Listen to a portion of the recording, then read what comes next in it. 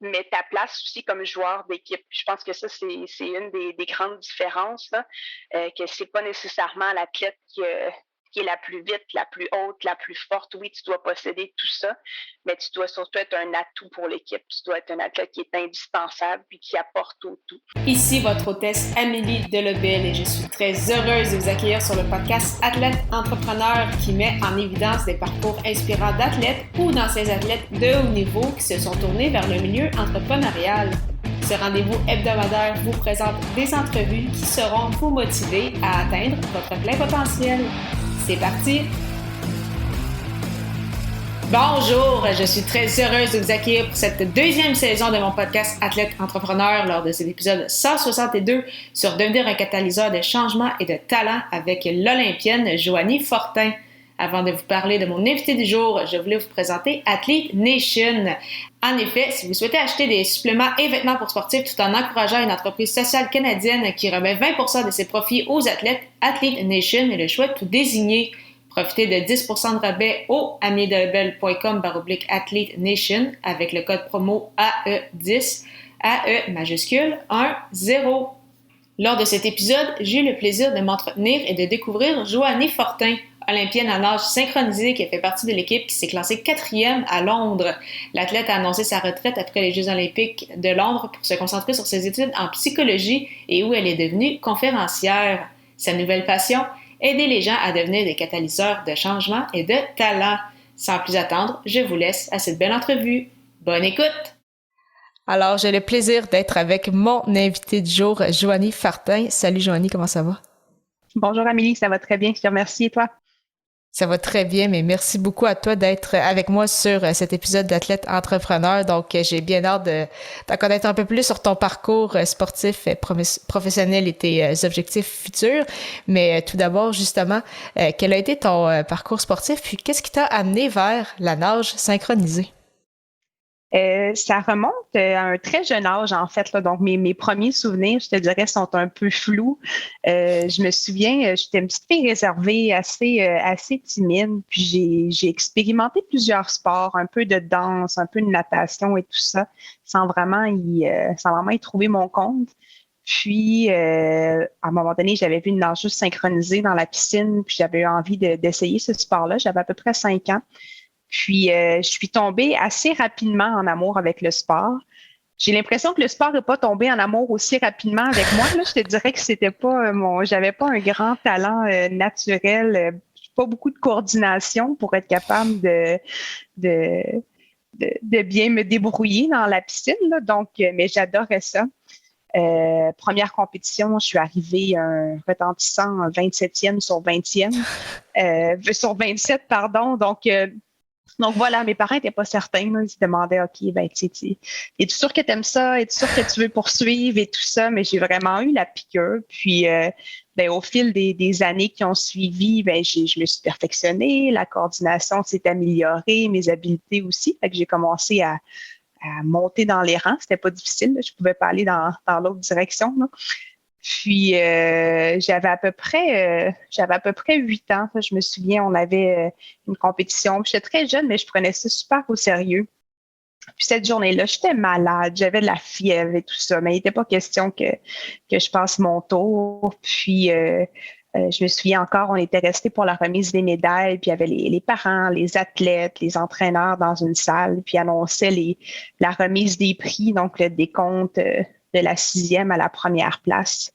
Puis je me souviens encore cette journée-là qui annonçait la première position, Joanie Fortin. Puis j'étais toute petite, puis je me rappelle que la foule s'était écartée pour me laisser passer, pour monter cette journée-là là, sur la plus haute marche du podium. Donc, c'était ma première médaille d'or à 8 ans. Puis c'est à peu près le moment où, dans ma tête de petite fille, je me suis dit, moi, je vais aller aux Jeux olympiques. Donc, le rêve a pris naissance assez tôt, je te dirais. C'est vraiment incroyable quand même. Puis après ça, comment ça s'est développé la suite? Parce que là, à 8 ans, tu avais déjà la piqûre, mais vraiment, tu as dû faire sûrement du sport-études pour justement développer tes habiletés. Exactement. Ben, en fait, le nombre d'heures d'entraînement a augmenté d'année en année. Puis oui, dès que je suis entrée au secondaire, j'ai eu l'opportunité de faire le sport-études qui aide énormément. Donc, j'étais à l'école de 8 à midi, puis dans la piscine de 1 heure à 6, 7, 8 heures le soir. Puis on rentrait le samedi aussi. Donc, ça prenait une grande place dans ma vie. Puis je te dirais que j'appliquais la même rigueur dans mes études que dans le sport. C'était très important pour moi. Fait que peu à peu, mes habiletés se sont développées. Autant, je te dirais, physique, oui, mais aussi psychologique, parce que plus que tu montes de niveau, le sport, c'est l'école de la vie de multiples façons. Hein. Puis, donc, d'apprendre à gérer cette pression-là, le stress de performance dans les compétitions, quand tu te retrouves devant les jeux et tout ça. Fait que ça a été un bon apprentissage au fil des années. Puis,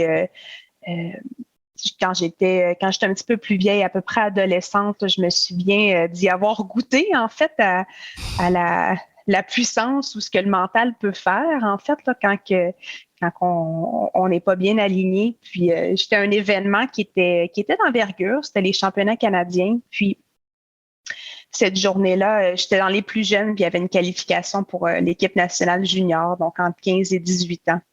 Puis, je me souviens d'avoir nagé, performé une première journée. Puis, j'avais pas de pression, j'avais pas d'attente. Puis, à ma grande surprise, je m'étais classée 8e. Donc, 8e, ça voulait dire, si tu refais la même performance le lendemain, ça veut dire que tu fais partie de l'équipe nationale.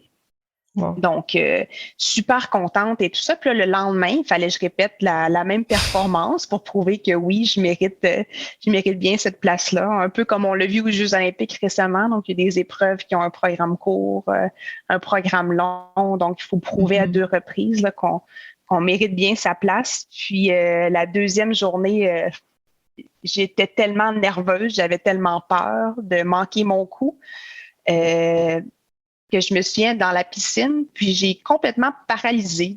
J'ai arrêté de bouger, j'ai floppé complètement un élément que je performais dans les jeux cette journée-là, tellement que c'était de l'auto-sabotage, là, on peut dire, hein, que l'équipe, je ne l'ai pas fait. Il en prenait 10, je suis arrivée 11e parce que cette journée-là, j'avais pas bien géré mon stress. J'étais dans la peur plutôt que d'être dans la confiance et tout ça. Fait que bref, tout ça pour dire que rapidement, on apprend l'importance de, oui, bien s'entraîner, développer ses habiletés physiques, mais de développer ses habiletés psychologiques dans la gestion du stress aussi, puis de se trouver dans un état optimal pour performer au bon moment. Là, ça a été un des apprentissages de tout ça. Mais bref, ça l'a valu la peine parce qu'en 2008, je me suis classée sur l'équipe nationale olympique, en fait, qui allait s'entraîner pour les 4 prochaines années en vue des Jeux olympiques de Londres en 2012. Puis là aussi, c'est une toute autre game. Là, c'est ton travail en temps plein. On était plus d'une 50 heures dans la piscine à toutes les semaines. Puis c'est particulier parce que à chaque jour, tu dois prouver que tu as tout ce qu'il faut pour avoir ta place aux Olympiques dans 4 ans. Puis tu peux pas relâcher 1 minute, 1 heure de la journée. Donc, tu es constamment en train de prouver que tu as ta place parmi les 8 meilleurs. Mais ta place aussi comme joueur d'équipe. Je pense que ça, c'est une des grandes différences, là, que c'est pas nécessairement l'athlète qui est la plus vite, la plus haute, la plus forte. Oui, tu dois posséder tout ça, mais tu dois surtout être un atout pour l'équipe. Tu dois être un athlète qui est indispensable puis qui apporte au tout. Donc ça a été très riche pour moi de jongler avec les deux, en fait, là, comment être au bon niveau individuel, mais aussi être une joueuse d'équipe qui apporte une valeur, quelque chose d'unique à l'équipe. Donc, comment exercer ton leadership, comment servir. En fait, on me considérait un peu comme un rock, un point de stabilité là, dans les moments où il y avait beaucoup de pression, ça brassait. Je sais que je jouais un rôle important là, de calme puis de garder le focus dans ces moments-là. Fait que bref, de trouver ma place, ma contribution. Puis, je l'ai taillée cette place-là. Puis en 2012, j'ai participé aux Jeux olympiques à Londres avec l'équipe canadienne. Oui, vous avez terminé malheureusement au pied du podium, mais je m'en souviens, c'est ça fait quand même déjà 10 ans, ou en tout cas ça va faire bientôt 10 ans. Je m'en viens bien retraitée, c'est pas drôle. Puis je me souviens effectivement de cette performance quand d'en avoir entendu parler dans les journaux et à la télévision. Donc, mes félicitations quand même pour ce résultat. Puis justement, quelques mois à peine après les Jeux olympiques de Londres, c'est lorsque tu as annoncé ta retraite sportive. Comment t'as vécu ça? Parce que justement, pour avoir reçu aussi d'autres invités, puis des fois, il y a des gens qui m'en parlent. Tu me mentionnais, tu passais 50 heures à la piscine. Je veux dire, tes coéquipières, c'était pratiquement une deuxième famille. Vous étiez tout le temps ensemble. Puis là, du jour au lendemain, c'est comme, bon, mais là, t'es allée étudier, donc tu devenais étudiante. Comment t'as vécu, en fait, tout ce changement-là, que ce soit dans ta vie au niveau personnel, puis après ça, bon, pour cheminer à l'école et au niveau professionnel? Ben, c'est certain que c'est tout qu'un changement identitaire parce que du jour au lendemain, quand je me présentais, c'était salut, je suis Joanie, je suis athlète, je suis nageuse synchronisée. Puis tu perds un peu cette identité-là Oui. au fur et à mesure que le temps avance. On n'est pas un sport où les athlètes sont très connus non plus, donc c'est pas comme si on traîne une certaine notoriété pendant un moment. C'est vite oublié. Donc, je dirais que je me suis lancée dans les études avec la même ardeur que j'utilisais dans le monde du sport. Donc, plutôt que passer 50 heures dans la piscine, je passais une cinquantaine d'heures par semaine à étudier. Puis, j'ai commencé mes études en psychologie. Donc, justement, là, mon expérience m'avait fait réaliser, on disait qu'une performance, c'est 98% mental. Donc, je voulais aller mieux comprendre. J'étais curieuse d'en apprendre sur ce domaine-là, sur la motivation aussi. Oui. Puis, donc, une des manières pour moi de m'aider à faire du sens de ma transition, j'avais fait un projet de recherche sur la retraite des athlètes de haut niveau, en fait. Donc, est-ce que ça a une différence sur ton bien-être puis ta performance quand tu arrêtes pour des raisons, quand tu arrêtes parce que c'est ton choix, donc un peu dans mon expérience. Mais il y en a d'autres qui n'ont pas cette chance-là, qui arrêtent, qui sont forcés d'arrêter à cause qu'ils n'ont pas été sélectionnés en raison de blessures et tout ça. Donc, ça a été une manière pour moi de réfléchir à ma propre transition, puis aussi de rencontrer d'autres athlètes en transition, de goûter un peu à la recherche, la psychologie. Donc voilà, j'ai mis l'énergie que je mettais dans la piscine, je l'ai mis dans mes études. Potentiellement un peu trop. Je me disais, OK, ben j'ai quand même atteint quelque chose de grand à 21 ans. C'est quoi mon prochain sommet? Donc, ça met la barre haute, je dirais, pour le reste d'une vie. Tu te dis, ben là, est-ce que j'ai atteint mon pic à cet âge-là? Puis après, ben, what's next, en fait? Puis voilà, fait que j'ai fait mon baccalauréat, ma maîtrise, j'étais allée au doctorat, je visais encore le perfect 10, bref, dans tout ce que je faisais. Mais c'est essoufflant, puis c'est pas les réflexes olympiens te servent pas toujours non plus là, dans le parcours parcours pas sportif, en fait. Oui. Oh, mais je trouve ça super intéressant. Justement, je voulais aborder ça un peu plus, mais juste avant, quand tu avais parlé de ton parcours sportif, tu mentionnais que justement d'avoir raté en fait la qualification pour l'équipe nationale junior. Est-ce que c'est ça, tu penses, qui a été ton moment ton moment dans ton parcours sportif le plus difficile, ou ça a été à un autre moment? Puis qu'est-ce que tu en as retiré pour la suite, ou qui te sert peut-être même encore aujourd'hui? Je dirais, c'est sûr que ça avait été un moment difficile, mais la route, elle est quand même sinueuse jusqu'aux Olympiques. Donc, oui, il y a des hauts, oui, il y a des bas. Je dirais que c'est beaucoup en termes de constance, comment tu gardes la motivation aussi, parce que des fois, on peut se dire, tu t'entraînes pour les Jeux olympiques, qu'est-ce qu'il y a de plus motivant que ça? Mais on s'entraîne tellement fort. Je me souviens me lever le matin pour aller à la piscine, il est 5h30, je sais que je vais être dans la piscine pendant 9 heures, que je vais me pousser complètement à bout. Des fois, je me dis, est-ce que je vais mourir aujourd'hui? Ben non, habituellement, je finis toujours par survivre, mais on pousse nos limites physiques et psychologiques tellement à bout. C'est pas toujours facile, en fait, là, de garder le cap sur l'objectif. Je pense que ce qui aide, c'est que c'est un sport d'équipe. Donc, mes coéquipières, c'est un peu comme mes sœurs. Donc, j'étais pas toute seule là-dedans. Puis, on avait un rêve de médaille olympique qui était très fort. On avait une très belle complicité. Puis, je pense qu'on se gardait dans l'action motivée ensemble, assurément. Mais il y a eu des petits pépins ici et là, c'est certain, là. Oui, c'est ça, comme tu le mentionnes, c'est ça, 4 ans, juste s'entraîner, juste avoir un but, c'est motivant, mais en même temps, ce qui est le plus difficile, c'est ça, c'est cette constance-là, en fait, parce que garder ça pendant 2 semaines, c'est pas si pire, mais le garder pendant 4 heures, jour après jour, puis comme tu mentionnes, toujours se pousser à bout, puis c'est pas juste rendu là l'aspect physique, c'est l'aspect mental, puis j'ai l'impression peut-être plus l'aspect mental, mais c'est un peu ça aussi dans ton parcours scolaire, là, faire le bac, faire la maîtrise, après ça, là, faire le doctorat, ça a dû être toute une aventure aussi, là. Exact. De garder le cap, puis de questionner, en fait, dans mon parcours, j'ai jamais eu me poser des questions sur ma motivation pour atteindre les Jeux olympiques, mais après, c'est de trouver, OK, ben c'est quoi ma nouvelle passion, puis pourquoi je vais atteindre les choses. Puis ça m'a pris un petit peu plus de temps, en fait. Je voulais atteindre un nouveau sommet, mais sans nécessairement que ça soit, c'était peut-être plus par ego, sans nécessairement que ça soit connecté à la bonne place. Fait que je te dirais qu'avec les expériences que j'ai étudiées, les rencontres que j'ai faites, les expériences professionnelles que j'ai eues, ben c'est ça qui m'a amené à voir, ben qu'est-ce que j'ai envie de poursuivre, qu'est-ce qui m'inspire, puis où je peux inspirer aussi là, suite en puisant dans mon expérience d'athlète, mais aussi avec ce que j'ai vécu personnellement et puis professionnellement là, dans les années qui ont suivi les Olympiques. Est-ce que c'est pour ça que tu as décidé, en fait, ou la vie a fait en sorte que tu es devenue aussi conférencière, ce que tu fais depuis déjà plusieurs années, justement, c'est ce côté-là du partage, en fait, qui t'a amené à te tourner un peu vers cette voie-là? Exact. Ben, en fait, par la conférence, c'est ce que je venais chercher 2 choses. D'abord, c'est une performance. Donc, j'étais habituée de m'entraîner pour performer devant une audience. Puis, c'est rare dans la vie de tous les jours qu'on qu'on a cet effet-là, puis qu'on est sur un stage, qu'on performe, qu'on a la rétroaction immédiate des gens.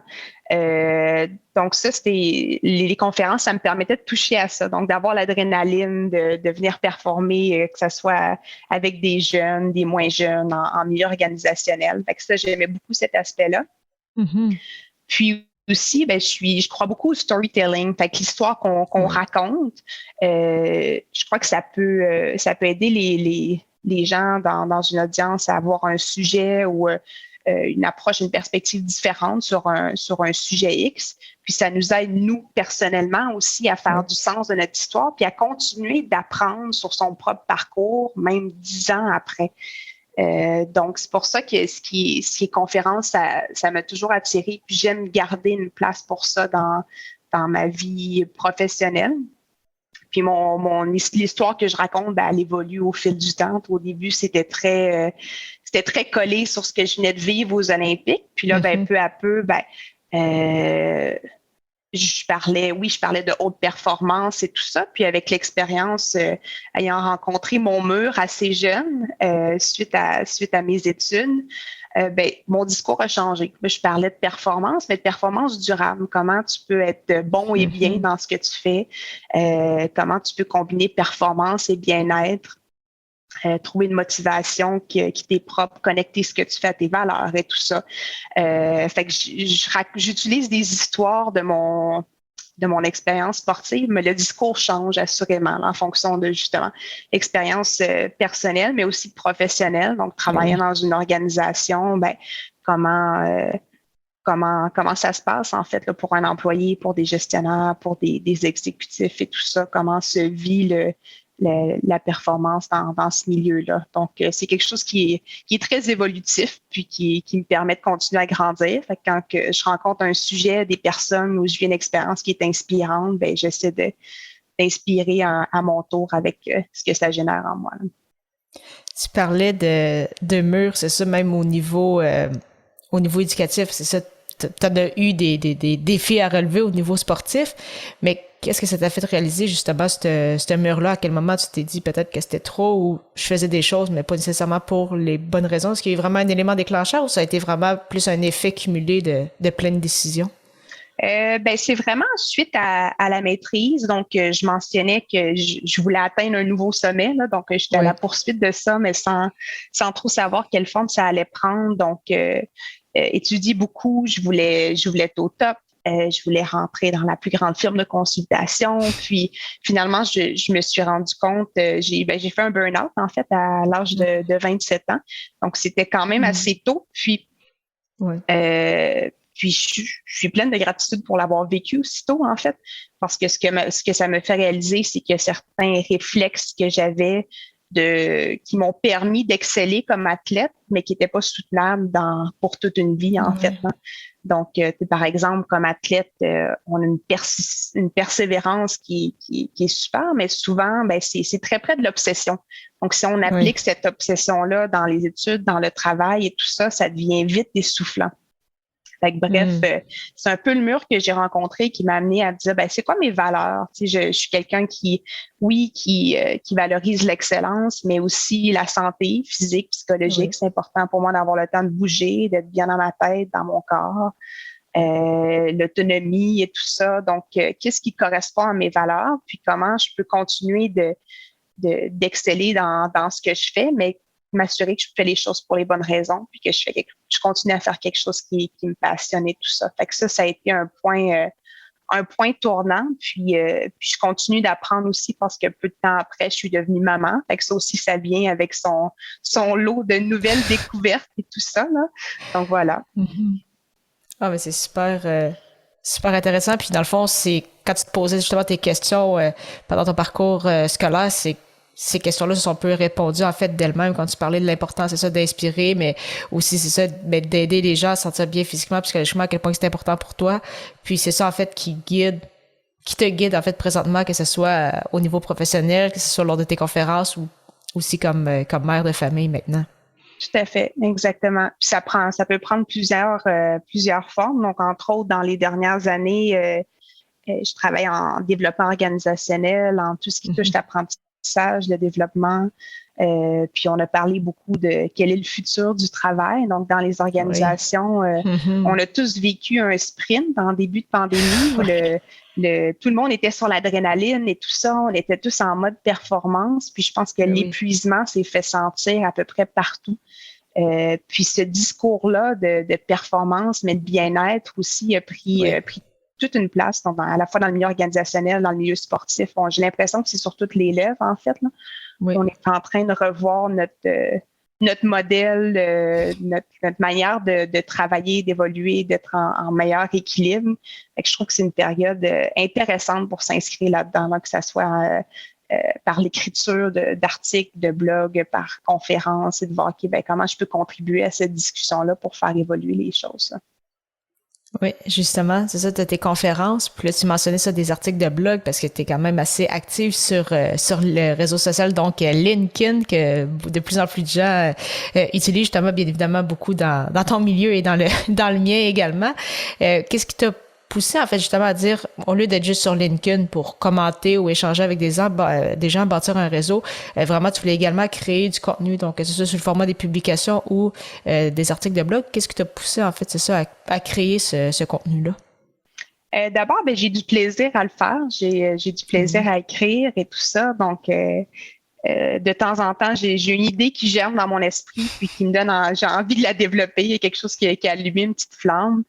Donc, je me mets à écrire puis quelques jours plus tard, ça prend forme. C'est aussi une manière en fonction des nouvelles expériences que j'ai, de ce que je vois autour de moi, de voir, OK, parfois, ça me fait réfléchir aux apprentissages que j'ai eus comme athlète ou bien encore ce qui a suscité beaucoup de réflexion cette année, c'est que durant ma maîtrise, mon mémoire de maîtrise, je l'ai fait sur le travail à distance, donc comment on exerce un leadership à distance pour que justement nos gens, nos employés puissent bien performer, puis aussi assurer leur bien-être. Fait que là, ce sujet-là a pris une grande place dans le discours des dernières années. Donc, c'est de voir comment je peux utiliser mes résultats de recherche pour ramener ce sujet-là sur la table, pour aider les organisations, la mienne et les autres, à se sentir un peu plus équipés à naviguer là, dans ce contexte inédit. Je trouve ça super intéressant. C'est vrai que c'est vraiment important aussi pour se faire connaître, en fait, c'est ça, d'un nouveau réseau, de notre réseau actuel, donc de créer du contenu. Est-ce que justement, en créer davantage, c'est parmi tes objectifs pour 2022, là, c'est ça, je le sais que tu vas être à nouveau mère, donc pour une deuxième fois. Donc, c'est sûr que pour le moment, tu as un peu de temps, mais par la suite, ça risque de prendre beaucoup de place. Mais c'est ça, ce serait quoi tes objectifs pour un futur proche, par exemple, d'ici les 2 prochaines années, en lien justement avec le contenu, tes conférences, puis peut-être d'autres projets? Je pense que l'idée en écrivant, en donnant des conférences, en créant du contenu, c'est un peu de trouver sa niche, j'ai l'impression. Donc, qu'est-ce que j'ai envie de dire? Quel message que j'ai envie de propager? Donc, ça permet de jouer avec ça. Puis, de plus en plus, un élément qui m'intéresse, bien sûr, performance et bien-être, mais surtout le rôle du leader ou du coach, à la fois dans le milieu organisationnel ou sportif, pour promouvoir un environnement qui est propice à ça. Ouais. Donc, comment eux peuvent prendre soin d'eux, mais aussi créer un environnement dans lequel leur équipe peuvent performer de manière durable, puis aussi être bien comme humain, en fait. Là. Donc, ça, c'est un créneau qui m'interpelle beaucoup. Donc, oui, j'ai envie de continuer à écrire davantage, à produire davantage de contenu qui a trait à ce sujet-là, puis aussi de m'assurer que mes expériences professionnelles viennent nourrir, en fait, là, cet objectif-là d'aider les leaders, les coachs à atteindre leur plein potentiel, puis à aider leurs équipes à faire de même aussi. Là. Fait que je dirais que c'est la direction que je sens que ça va prendre dans les prochaines années. Là. Non, mais c'est super intéressant. Mais merci beaucoup, Joanie, pour ton temps. Avant de terminer, donc, comme j'aime bien le faire, les quelques petites questions en rafale. Ma première, c'est quelle est la chose la plus importante que le sport t'a enseigné? Assurément beaucoup de choses, mais... Assurément, oui, assurément beaucoup de choses. D'une part, je pense que la confiance que quand tu mets les efforts de faire confiance que les résultats vont venir, fait que la croyance que ça va venir, même si c'est à plus long terme, là, que la persévérance vaut définitivement le coup. Donc maintenant, je sais que si je m'engage, si j'ai un objectif, je fais confiance que je vais obtenir les résultats que j'ai envie parce que je me l'ai prouvé, en fait, là, à travers ce parcours sportif-là de 17 ans. Puis d'autre part, je dirais que c'est les liens d'équipe, donc le pouvoir du travail d'équipe, de créer des amitiés, d'investir dans des relations pour atteindre un objectif commun. Donc ça a été un bel apprentissage du sport qui se traduit très bien là, dans le milieu organisationnel maintenant. Quel est ton plus beau souvenir sportif? Encore une fois, tu vois, ça serait facile de dire les Jeux olympiques.